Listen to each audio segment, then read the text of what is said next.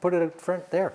This is the mountain of paperwork from Barbara and Robert Behan's 2-month battle with the banks. The couple wanted to help their adult son in Calgary, sending him a $10,000 wire transfer at Christmas from their TD bank account to his CIBC one. CIBC deposited the money into a stranger's account. That stranger withdrew it all, then closed the account.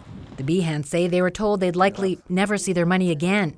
It's been many sleepless nights. I worry constantly. It's not enough that you have your own problems to worry about, but this has compounded things. And it's, as I've said to all of the bank managers and everybody we've been in touch with, if this was your $10,000, would you be so laid back about it?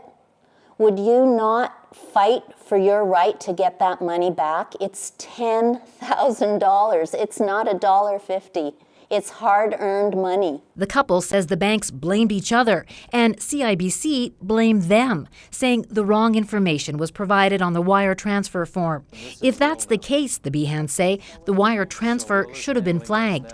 The error itself would have been enough to have that wire transfer sent back as having incorrect information on it. It never should have reached the point that it did. A banking expert says Canada's wire transfer system called Lynx is the problem. It was introduced less than a year ago to modernize the system. The expert says it's prone to problems. The system is user-unfriendly. It's meant to work for people who understand banking or people who do business banking, and for them, they know what they're doing. But for most ordinary Canadians, the system is archaic. A simple mistake can get compounded very quickly. He says Canada should have adopted the International Bank Account Number, or IBAN system, used in many other countries. Its built-in error detection automatically flags and rejects wire transfers with problems. And that means if there's any error in like a number transposed or a digit missing, it would not work, because the check digits make sure that the number must be correct.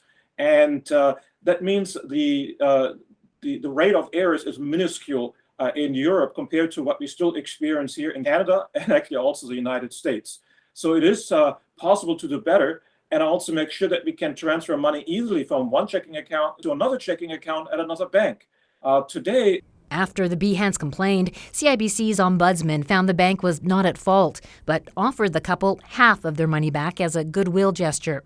The bank returned the entire amount after Go Public contacted it, saying it recognized the unique circumstances of the situation.